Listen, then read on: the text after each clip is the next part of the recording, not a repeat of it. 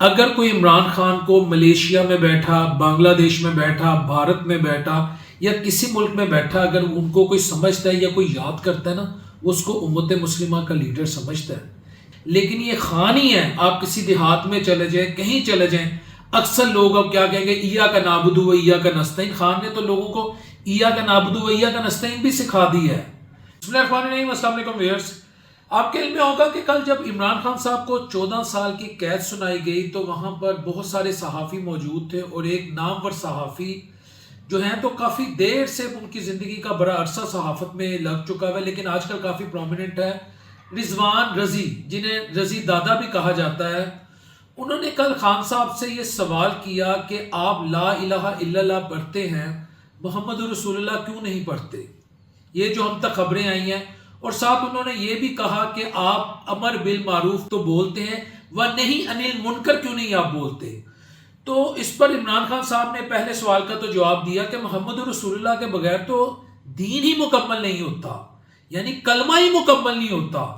تو رضوان رضی دادا صاحب، میں آج آپ کو ایک بات بتاؤں، مجھے بھی خان صاحب کی بہت ساری پالیسیوں سے اختلاف ہے، لیکن ایک بات آپ یاد رکھیں، اور دیگر جتنے ایسے صحافی ہیں نا ان کو میں ایک بات بتا دوں، آپ پاکستان کی تاریخ اٹھا کر دیکھ لیں، کتنے وزیر اعظم آئے، کتنے صدور آئے، لیکن عمران خان کی اس سے خوش قسمتی کہہ لیں، اس کی لک کہہ لیں، یا ان کے ناقدین کہہ لیں کہ ایک بھرم ہے، جو مرضی سمجھ لیں، آج 57 اسلامی ممالک میں اگر کوئی عمران خان کو ملیشیا میں بیٹھا، بنگلہ دیش میں بیٹھا، بھارت میں بیٹھا یا کسی ملک میں بیٹھا اگر ان کو کوئی سمجھتا ہے یا کوئی یاد کرتا ہے نا، وہ اس کو امت مسلمہ کا لیڈر سمجھتا ہے۔ یہ میری ذاتی رائے نہیں ہے، یہ میں آپ کو حقیقت بتا رہا ہوں۔ پاکستان میں اگر کوئی شخص، آپ عام سروے کروا لیں نا، عام سروے، لوگوں کو بدقسمتی سے غسل اور وضو کے فرائض معلوم نہیں ہیں۔ یہ میں بڑی حقیقت، اب بڑی بڑی یونیورسٹیز میں پڑھنے والے بچوں کو نہیں ہوگا، آپ پوچھ لیں کہ غسل کے فرائض کتنے، وضو کے فرائض کتنے، لوگوں کو معلوم نہیں ہے۔ لیکن یہ خان ہی ہے، آپ کسی دیہات میں چلے جائیں، کہیں چلے جائیں، اکثر لوگ اب کیا کہیں گے، ایاک نعبد و ایاک نستعین۔ خان نے تو لوگوں کو ایاک نعبد و ایاک نستعین بھی سکھا دی ہے، ٹھیک ہے۔ پھر وہ جو اقوام متحدہ میں جو اسلام و فوبیا کا دن منانے کی بات کی، وہ بچے کو حفظ ہو گیا کہ وہ خان نے لوگوں کو سکھا دی ہے۔ یہ وہ حقیقتیں ہیں جنہیں کوئی ڈینائی نہیں کر سکتا۔ آپ خان کی پالیسی پہ تنقید کر سکتے ہیں، فراگوگی پہ تنقید کر سکتے ہیں، عثمان بزدار پہ تنقید کر سکتے ہیں، خان کی چوائس پہ تنقید کر سکتے ہیں۔ پنجاب میں عثمان بزدار میں ذاتی طور پہ سمجھتا ہوں کہ انتہائی نالائق ترین وزیر اعلیٰ تھا، لیکن جب دین کی بات آتی ہے، جب کلمے کی بات آتی ہے، یہی تو چیزیں خان کو پاپولر کیے ہوئے ہیں۔ خان کے پاس دو پاپولیرٹی کی اس وقت جو عوام میں وہ کہہ لیں کہ گیج جو ہیں، اس کی جو پہچان ہے، جو پلر ہے، وہ دو ہیں۔ ایک وہ کہتے ہیں جی عاشق رسول ہے، اس نے نبی کی بات کی، اس نے اقوام متحدہ میں کلمہ پڑھ کے بھارت کو للکارا۔ لوگ تو یہ کہتے ہیں، جب اس نے کہا تھا کہ اگر آپ باز نہیں آئیں گے انڈین کو، then we will have no chance to we believe in لا الہ الا اللہ، تو ہم بھی کود پڑیں گے۔ اس کی بات کا مفہوم یہ تھا۔ دوسرا اینٹی امریکن ہے، حتیٰ کہ میں ذاتی طور پہ سمجھتا ہوں، میں نے کل بھی اپنے ایک ویلاگ میں کہا کہ جتنی جلدی پی ٹی آئی اپنے آپ کو ٹرمپ ایڈمنسٹریشن سے دور کرے گی، یہ اسی کے لیے اتنا اچھا ہے۔ تو خان کے ساتھ اگر ہم یہ کہیں، اور یا میں یہ بھی بتا دوں، ایک موقع پہ شہباز شریف صاحب عید کی نماز نہیں پڑھ پا رہے تھے۔ انسان ہے، غلطی ہو جاتی ہے، میں ذاتی طور پہ نہیں سمجھ، میں رضوان رضی صاحب آپ سے مخاطب ہوں یا دیگر ایسے صحافیوں سے، اگر کوئی کسی دوسری سیاسی جماعت کے بھی شہباز پہ، مریم پہ، نواز شریف پہ، زرداری صاحب پہ، کسی پہ کوئی اس طرح کا فتویٰ، مذہبی کارڈ کا فتویٰ، میرا خیال ہے میں نہیں لگانا چاہیے۔ ان کی پولیٹیکل پالیسیز پہ آپ ضرور تنقید کریں۔ مریم صاحبہ نے ابھی وہ جو سعودی، وہ یو اے ای کے جو شیخ محمد بن زائد ال نہیان، ان کے ساتھ جب وہ یو اے ای کے جو صدر ہیں ان کے ساتھ مصافحہ کیا تو اس پہ بڑی دنیا نے تنقید کی، لیکن میں ذاتی طور پہ سمجھتا ہوں گو کہ یہ ممنوع ہے۔ عورت چاہے پی ٹی آئی کی ہو، چاہے نون لیگ کی ہو، چاہے کوئی بھی ہو، چاہے بشرا بیگم ہی ہو، اس کا سیاست میں، میں کہتا ہوں عورت کی سیاست میں اسلام میں اجازت نہیں ہے۔ میں نہیں کہتا اللہ کے نبی نے فرما دیا، لیکن میں نے اس کو، یا میرا نہیں خیال کہ میں نے اس پہ بھی کہا یہ دیکھو جی غیر مردوں سے نہیں، ایک بندے کی ذاتی زندگی وہ جانے، اللہ جانے۔ رحمان ملک صاحب، اللہ ان کی قبر کو نور سے منور فرمائے، سب مسلمان ہیں، غلطی کے پتلے، وہ سورہ اخلاص نہیں پڑھ سکے تھے، لیکن اس پہ بھی جنہوں نے واویلا مچایا، میں کہتا ہوں وہ غلط ہے۔ انسان ہے، وہ کس کو کس بات سے بخش دے وہ جانتا ہے۔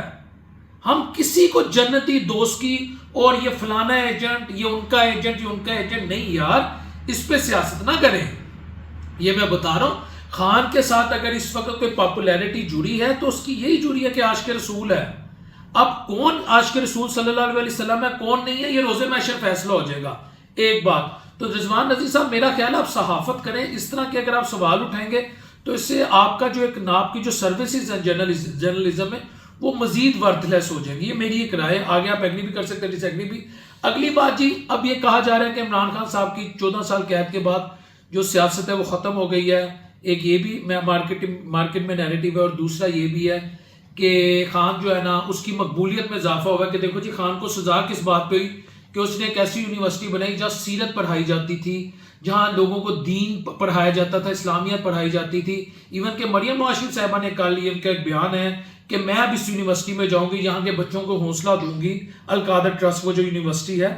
بات بھائی جان یہ ہے خان کی, میں آج کا ٹائم اور آج کا وقت لکھ لیں, خان کی سیاست ختم نہیں ہوئی. خان باہر آئے گا اور بڑے جنہوں کہتے ہیں نا گج وج کے آئے گا. مگر کیسے آئے گا؟ یہاں پی ٹی آئی کے بھائی میرے سے اختلاف کریں گے. آپ اختلاف کر سکتے ہیں. دیکھیں اس ملک میں اسٹیبلشمنٹ ایک ریالٹی ہے. کسی کو اچھا لگے برا لگے, میں یہ نہیں کہہ سکتا یوٹیوب پہ ویوز کے لیے, کیونکہ میں چاہتا ہوں میں آپ کے دو بندوں کو بھی اپنی بات پہنچاؤں, میں انہیں سمجھاؤں کہ ادھر پنڈی میں ٹانگے کام کے فلاں جگہ ٹانگے کام کے, ایسا کچھ نہیں ہے. خان کے پاس خان کی جو جیب میں سکے ہیں نا وہ کھوٹے سکے ہیں. یہ میں بتا رہا ہوں.